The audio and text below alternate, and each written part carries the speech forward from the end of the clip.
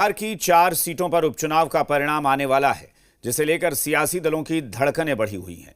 हालांकि इस परिणाम से सरकार का समीकरण नहीं बिगड़ने वाला है, लेकिन माना तो यही जा रहा है कि जो परिणाम आएंगे उसका असर अगले साल होने वाले विधानसभा चुनाव पर पड़ेगा। यानी सत्ता का सेमीफाइनल इसे माना जा रहा है। मुकाबला इंडिया ब्लॉक वर्सेस एनडीए के बीच है, तो दावे भी खूब हो रहे हैं। 4 सीटों के परिणाम का इंतजार, सियासी दलों की धड़कनें हुई तेज। परिणाम में है भविष्य की राजनीति।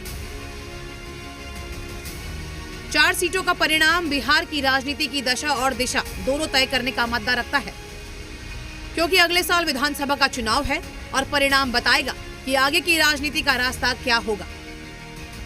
इसलिए इन 4 सीटों पर इस बार पूरे दमखम के साथ प्रचार हुआ और अब जीत के दावे भी किए जा रहे हैं। इनके नाम पर और काम पर ही बिहार में चुनाव हुए हैं। बिहार में सभी वर्गों के लिए जो पिछले 20 वर्षों में काम हुए हैं, उसी काम के आधार पर नीतीश कुमार जी के नाम पर विधानसभा उपचुनाव में वोट पड़े हैं। उपचुनाव में जिस तरह से जनता ने समर्थन दिया है तेजस्वी यादव जी के मॉडल को, पढ़ाई लिखाई दवाई कमाई को, कलम बांटने वाली मॉडल को, ये तलवार बांटने वाले घृणा नफरत की राजनीति को जनता ने नकार दिया है। 4 सीटों पर जीत निश्चित है। दरअसल इंडिया ब्लॉक को तेजस्वी के मॉडल पर भरोसा है, तो एनडीए को नीतीश के विजन पर यकीन है और इसलिए दोनों दावे कर रहे हैं कि जीत उनकी होगी। बिहार के 4 उपचुनाव में एनडीए प्रचंड बहुमत से विजयी होगा। उसका कारण है एनडीए मतलब विकास, विश्वास, अब सबका प्रयास।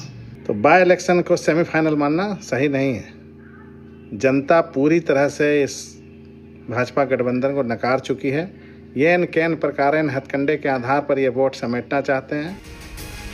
इन दावों के बीच लड़ाई साख की भी है, क्योंकि जिन 4 सीटों के परिणाम आएंगे उनमें 3 सीट पर पहले इंडिया ब्लॉक का कब्जा था। ऐसे में एक भी नुकसान इंडिया ब्लॉक के लिए झटका हो सकता है। पटना से शिवम के साथ ब्यूरो रिपोर्ट, जी मीडिया।